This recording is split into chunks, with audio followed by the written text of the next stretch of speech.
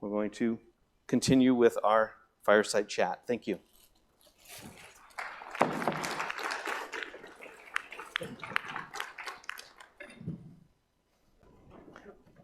Before I leave, I will introduce Inga Weisman, who will lead our fireside chat. Well, hello, everyone. So we're moving over to the fireside chat now. I'm going to introduce our panel of speakers. I'm Inga Weisman. I'm a senior manager of product marketing at PagerDuty. I've been with PagerDuty for a year and a half or so, working on new use cases and emerging products, and also our partners like AWS and Salesforce. So this aligns really well with our talk here. And now I'm going to introduce our panel of experts who are also our customers and also on the AWS cloud, so joint customers. So we have Robbie Egberger. He's a VP of Cloud and DevOps at Morgan Stanley. We have Kelly Farrell, who's a technical product manager for Vista and Cypress. And then we have Louis Teixeira, who's a senior manager for developer experience at Vista and Cypress as well. So we'll just dive right in. I know that companies have been moving to the cloud for quite a while.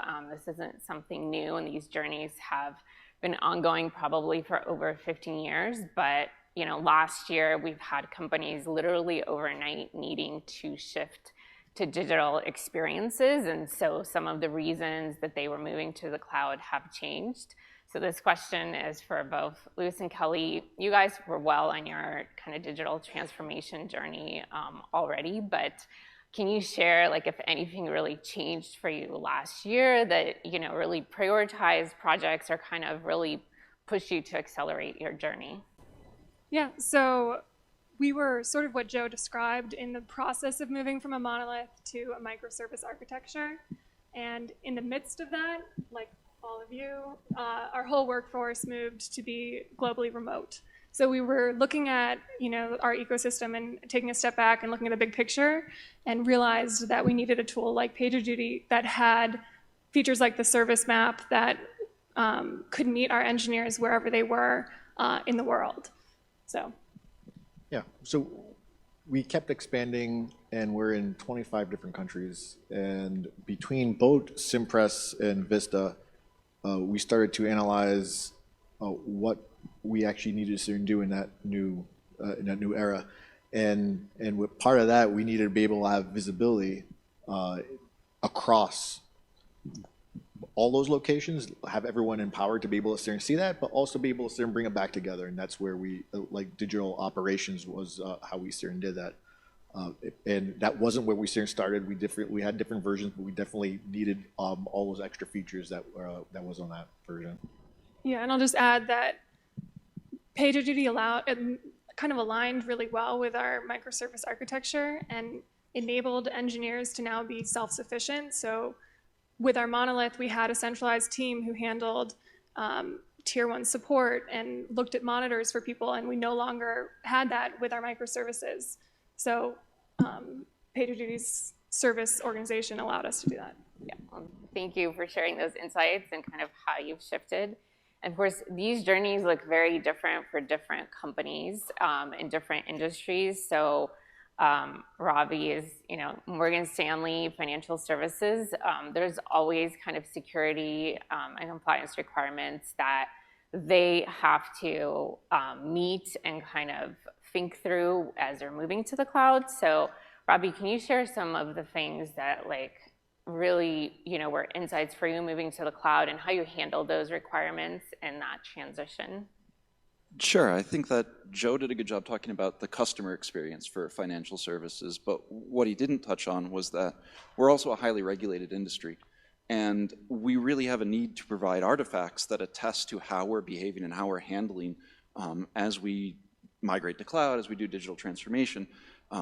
We spent a lot of time at the very beginning of our cloud migration journey really laying out that roadmap, the things that we wanted to accomplish, and partnering with our compliance and our security folks, making sure that we understood what actually met those requirements, getting those all done before we started to build architecture, so that we could then generate that. Then we use PagerDuty as that sort of system of record, as proof that we're actually behaving in a way that meets our obligations. We can look into the timelines, we can look at all the history and say, look, for alerts of type X, we behave in a certain way. And that was really, really important to help enable and help us really accelerate our cloud journey. Thank you. And I think Joe also touched upon some of the security requirements that exist, but he also kind of brought up the fact that as you move to the cloud, there's a lot more moving parts, and observability can actually become more challenging, and you naturally have more incidents, and you have it more at the service level. So can you maybe touch upon how you've handled incident response, and then also how you've looked to automate it as much as possible? Yeah, I think that a lot of what was presented was spot on, but for us, because we did that discovery work at the very beginning, we laid out this foundation of what we needed to do for security and incident response. We really understood that some incidents couldn't have a human interaction. They were of such a severity, or they were of a particular security control. We couldn't wait for a person. Even if PagerDuty saved us all that time in mobilizing that person, it was still too slow. So we had a bunch of really talented engineers start to build an automation framework based on our compliance tooling, based on our incident notifications from PagerDuty. And we've got this sort of, I don't know if you call it a three-legged stool or a four-legged table, but we get a compliance alert from our compliance product. We get a notification out from PagerDuty to a person. We have automation that runs in the background to determine if it can automatically remediate that. It updates the incident, so by the time the responder is looking at the incident, we can actually determine if the automation has succeeded.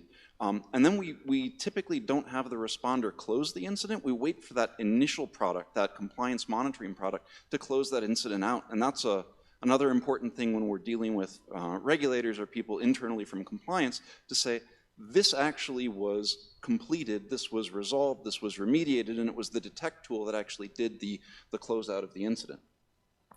So I think you've touched upon kind of how you've started to manage incidents, but also really changes in how people are starting to work and shifting to microservices. And I know at Vista, there's been a lot of changes to really moving to the cloud and moving to microservices. And so I'm curious how you as an organization, especially with many different business units, have handled the cultural aspects of it, and sort of like where does service ownership come in, and how has it been received by by the employees at large? I think it's been very positive. It all starts with first wanting to be able to move fast for the customer and being able to get things out. Microservices has allowed that. Perfect example was beginning of COVID, we were able to quickly spin out masks as one of the customized products. By doing that, though, in being decentralized, each team owns beginning to end, from writing code to building to deploying to managing actually in production. And that is a shift. PagerDuty has helped for visibility. There was a perfect example on a demo there where you have your service is having an issue. Why? It could be a network issue, so it's wonderful to have a dashboard where you can see, oh, this is across multiple services. And that was one of the things we found, that to be able to do that, unlike some of the other things we had seen, PagerDuty will allow you to define things at the service level, not the teams, because teams may have multiple services, and services sometimes can be moved around as time goes on. And by doing that, it does give you like the service map and be able to understand exactly where problems are coming from. Great. No, well said. Okay. So I know that, as you guys have started moving to the cloud, like one of the things you're also touching upon is changing the technology and the right tool stack and what tools you're using. So both, Kelly and Lewis and Robbie, how did you pick the right tool stack, and how did you use the selection process within your organization? Like, was there a lot of sort of, bottom-up selection and influencing, or was it more sort of top-down, figuring out what those tools are And how did that fit within also your cultures and your organizations? Well, fortunately, Lewis and I are in a position where we work for two companies, Cimpress, the parent company for Vistaprint, and Cimpress was already on PagerDuty, so we kind of got an opportunity to do a live bake-off and see PagerDuty versus another tool and just see how powerful it could be. But in generally, the tooling, we know we needed to go SaaS first, being, especially now with remote, but we didn't want to sit there and be stuck in data centers worrying about scaling. Perfect example today, Cyber Monday, right? Like in old world, if you were on physical hardware, you'd have to sit and plan for your peak, and that honestly is like a year's worth. With selections and going to the cloud, you just sit and scale up as they're needed. Cyber Monday is over, scale back down as you want it, and it's pretty easy. So we know we wanted that flexibility and not a lot of overhead, and it was finding all the tools that kind of fit into that logic. And how did you get your teams aligned? Because with so many tools and giving people flexibility, people start having personal preferences between small groups or teams and organizations. It's a process. It took time to sit and get everyone on the same page. We agreed where we wanted to be, and you need buy-in from the top on what direction you want. And so the direction of where we wanted to go, definitely you need the total buy-in, but then we do let the teams being autonomous make some of their decisions. And in the beginning, it may get diverse a little bit, but then you end up getting right back to the same core functions. It comes with the learning phases. Yeah, for us, tool selection is really about what helps us transform. We have a huge distributed infrastructure that we maintain, but we want tools as we migrate to cloud that are going to help us innovate and take a step forward. You don't want to buy a tool that you can easily replicate on-prem. You want something that does something very different or something beyond what you can do.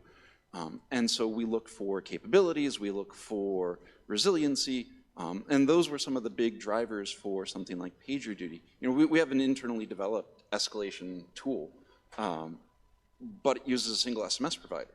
And that SMS provider this past February had a big outage.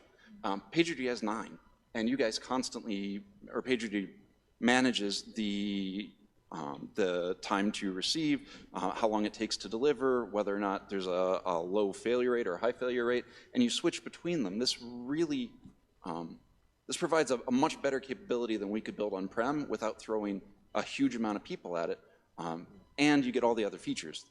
But for us, that level of resiliency and the ability to plug into all the different tools already sort of baked in was huge. Okay, great. I think as we're talking about it, transformations kind of hit different parts. So tools is one of them, and of course, cultural changes is another one. Now, you come from, I'd say, probably very diverse organizations from a cultural perspective, but both are very, customer-centric and all about their customers. So is there any insights that you can share that you drew to make these transformations smoother for your teams and get people on the same page? Or even if you've looked at, other organizations within your industry or others that you sort of wanted to take lessons and not hit some of the mistakes that they may have hit along the way? Yeah. One of the things I definitely recommend is having executive buy-in. I mean, number one, like Lewis said, but number two is one of the things that helped us drive adoption was we sort of modeled our whole PagerDuty roadmap around a vision and a goal. So our goal was make our website so reliable that our customers don't even notice, right? Like that's what everyone wants. You don't want anyone to notice that you're having issues. So around that milestone, we built a roadmap, and it had a lot to do with monitoring. So we focused a lot on making sure that our monitoring is really great, and the connection to PagerDuty, all of it points into PagerDuty, and so that process can be really smooth from incident to resolution with that team who's responsible, that microservice owning team, and then delivering more value to our customers more quickly. And we've when we're learning, we've tapped our reps from AWS quite often, because as you could imagine, Amazon.com and AWS, they've seen most of these things. So that's usually where we start get any learnings from them and see if there's any of that adapts to us, because they're also very customer focused, customer first, which is what we're trying to do as well. We didn't have build and run squads pretty much anywhere in Morgan Stanley before we started public cloud. And we made a very foundational decision to do build and run because cloud moves so quickly, because there's going to be specialized skill set. There was a lot of FUD there. There were a lot of people who weren't used to going into an on-call rotation who needed to be on call in this sort of a model. Having the analytics in PagerDuty, getting the data out to show what the real experience for somebody being on call was is really vital. When you're dealing with people who aren't used to going on call, there's this, oh, this is going to ruin my life, it's going to be awful, I don't want to do this. But being able to show them the data and say, look, you get paged once a week and it's only during business hours. This isn't terrible. Which maybe isn't the highest selling bar, but if it's something that you're aspiring toward to, for delighting your customers, for delivering value to the business, showing people that it's not the terrible thing that they think it is really important. Yeah, no, we saw the same thing too, and it was touched a little bit in a demo, but like the postmortems of having, like, it's something we always did even before PagerDuty, but it's always that type of thing. Where do you put it? What's the format? How do you get the most out of it, right? Because they're not cheap to sit and do. You're bringing a bunch of people together to sit and look at an incident to make sure you learn from it. And PagerDuty keeps it in one spot. It's easy to sit and kind of get the real timelines, and that's been very, very useful. And it does help adoption because if users start to see that it's helping, it's easier to adopt.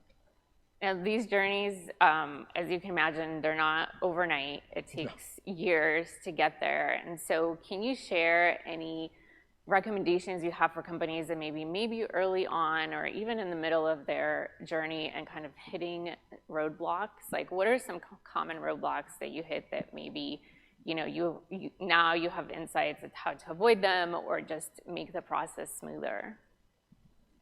So I think I kind of answered that question on your last question. So the roadmap and making sure that your kind of plan is around a mission, which for us was make our website so reliable nobody notices. So for me would be to sit and go back and make sure you arrange by services, not teams.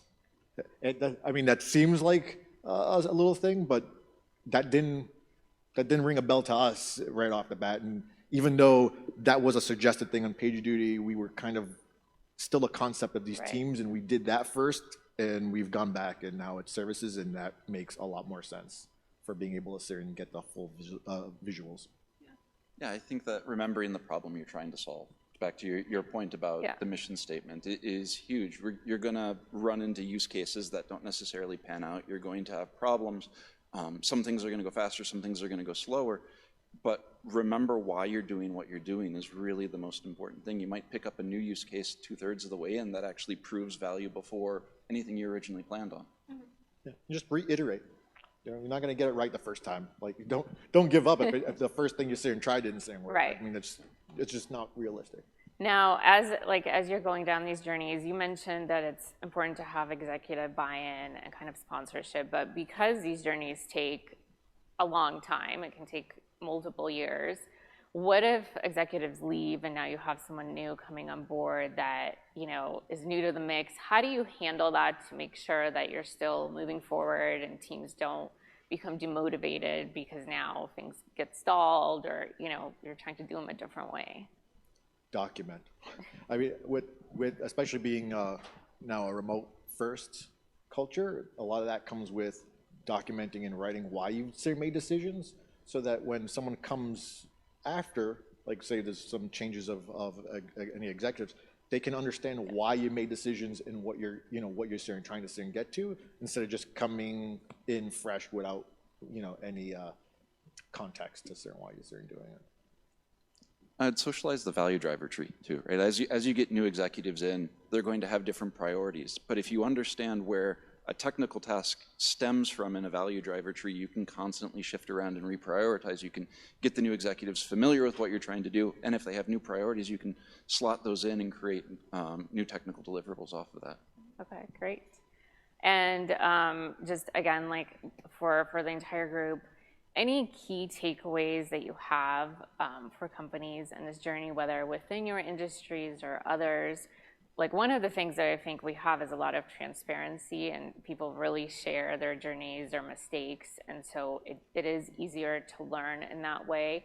But I think ultimately sometimes, you know, people can just want to do it their way and sort of put some of that knowledge aside. So anything that you know, either around technology or kind of cultural changes or even kind of process that you can provide as great insights and recommendations.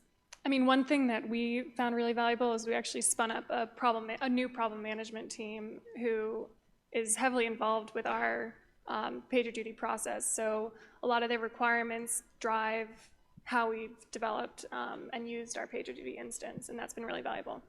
Right, because and part of what that team worries about is to make sure that because you're totally decentralized and everyone's implementing it slightly different, to kind of set some standards so that when someone else is looking at what an issue, to understand what the, you know, what exactly each one of them means, making sure there's the naming conventions are the same, because that does make your life a little easier. Even though it's still totally decentralized, there are some standards. Yeah, for us, it was really all that work that we did right at the beginning for security and compliance. We would have been endlessly frustrated and frustrating other people within the organization if we didn't have those stakes in the ground. Not that we've done everything perfectly or we haven't stubbed our toes, but at least having those initial conversations around what it means to be operating safely and securely, how we're attesting to that, and making sure everybody understood that. And then you can, as you mentioned, iterate. You can iterate off of that as you go forward, but without that, we would have had a much harder time. That does seem to happen a lot. Security is a lot easier to deal with in the beginning than to say retrofit after the fact, but it still seems to be a thing that some people don't think, you know, in the beginning. Great. And kind of the final question to wrap this up is, you know, you're in different stages of your journey, but you're not done, and I don't know that you ever just put kind of a stake in the ground and say, that's it, we don't have to do anything. But what's kind of your North Star? Like, where are you aiming that you would say that, you know, we've kind of reached this point where everything's really working the way we want, we're getting like full benefits, our customers are happy? Our customers' needs will constantly change, and therefore what we need to do to address those will have to constantly change. I don't think it ever ends. Technology changes, customer needs change. So it's just adapting and making sure you consider and meet those demands as fast as you can. You know, we don't use RunDeck yet, so I would love to use RunDeck and automate more. Because we're still sort of early in our process, but yes, more automation. Yeah. Always. Yeah, absolutely, automation. But I think for us, it's making sure that as we help change the rest of the organization, the rest of the firm at Morgan Stanley, that we're constantly minimizing the impact of the build and run mentality on our people. We have very smart people doing very amazing things, building great features. We want to make sure that they can focus on that. Right. Well, for your specific comment, RunDeck will be available on AWS very soon. So it will be a SaaS version, and it will also be available on the marketplace, but that's a hosted version, and I know that you are looking to be fully cloud-based, so that's coming very soon. So you'll be very excited. Thank you. Yeah. To try it. So I want to thank our panel for sharing your knowledge and insights and kind of your path along this journey. It's great to hear like what you've done and what you're continuing to do and continuing to share with everyone at large to help them kind of during their transformation and being able to make this process smoother and faster. I think, being able to learn from others is one of the biggest advantages to sort of accelerate your own path to it. You can learn from their mistakes, you can kind of see how they've done things, and so you don't have to necessarily start from ground zero. So I'd love to open this up to the audience for questions, both for the panel and then also for Joe, who presented earlier today. Oh, all right. I think there's a question back there, right? So we can, if I can grab your mic.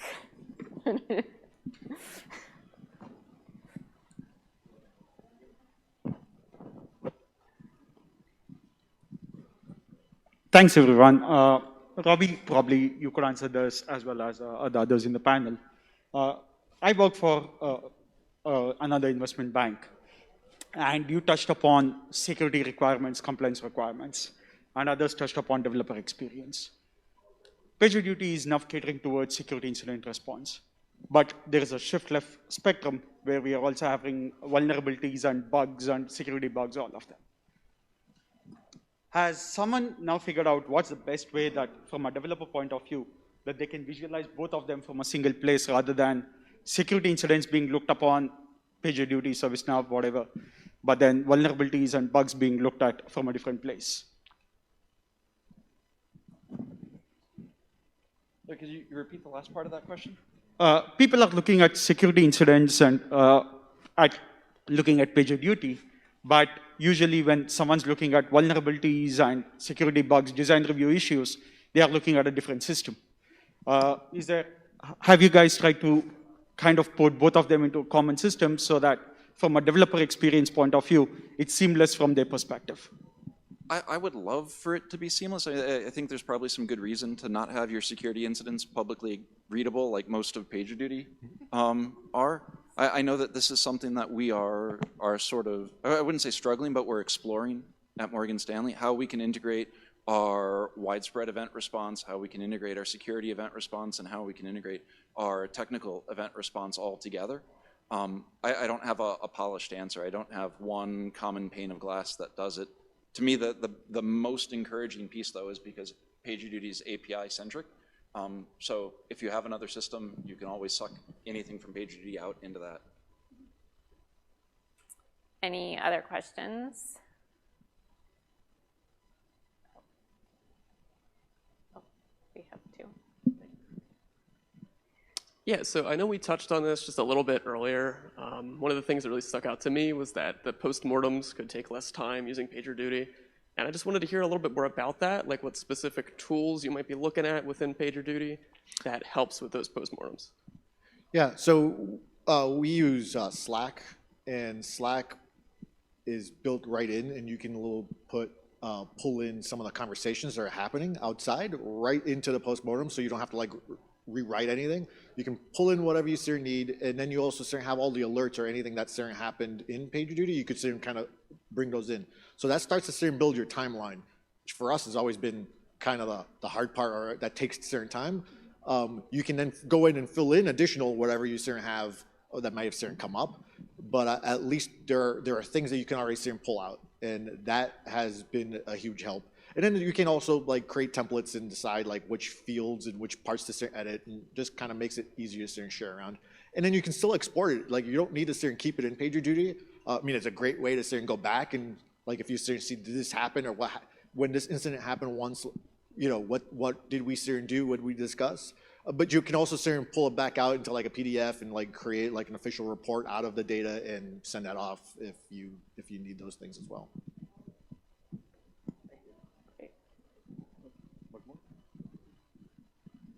Yeah, my question is for Robbie. So what kind of scaling problems have you faced? What do you mean by scale problems? When we are integrating PagerDuty to all the services within your LOB, like what kind of scaling? It's PagerDuty. It's not information yeah. store. And so yeah, as we have gotten over, probably 400 or 500 services, it gets a little complicated to view things as accurately. Things like the service graph are fantastic if you have a couple dozen services. When you have something foundational like your identity infrastructure, every other service in your entire organization is going to map into that, and so the service graph becomes a little less helpful. We've had challenges there. But I think that using things like business services to aggregate those back in somewhat helps. Trying to find people, to your point about don't do teams, do services, works from an incident flow, but when you're trying to find things, it gets really challenging, trying to find the right escalation policy. So we have customer escalation policies, we have incident escalation policies, we have non-critical escalation policies. And so if you're trying to direct somebody to find it, it can be a bit challenging. We've implemented some common nomenclature, but it's no different than like your global directory, right? If you're trying to find the right mail group for somebody, there's probably 15 mail groups that all start with the same letters that you're looking for. It's not more complicated, it's sort of the same problem. One more question, but this is for Joe. With the amount of data that's been collected from PagerDuty about all the incidents that's happening across the organization, how does analytical information play a bigger role in it? Like, how can I identify what I don't know with the data? Or what help can PagerDuty do? So PagerDuty provides a lot of analytics within our analytics product. Okay, so we already do a lot of slicing and dicing on our own, and it's meant to help you to understand how your process could get better, right, to include it. But if you're looking for particular things, you can always export from PagerDuty and take it into any analytics tool that you want to use. But the things that we provide are things to help you to get better, to move along that maturity curve, to use best practices better, right? But it depends on the kinds of things that you're looking for, whether you want to use what we're giving you, or if you need to export it and slice and dice it another way. I think we're out of time. I think we are out of time, so I want to thank our panel speakers once again, and Joe. You can find PagerDuty at booth 3, I don't remember our booth number actually, but booth 383. 383, so if you want to talk further on with Joe or anyone else and get a demo, please stop by the booth. We'll also have swag, and thank you for coming. Thank you.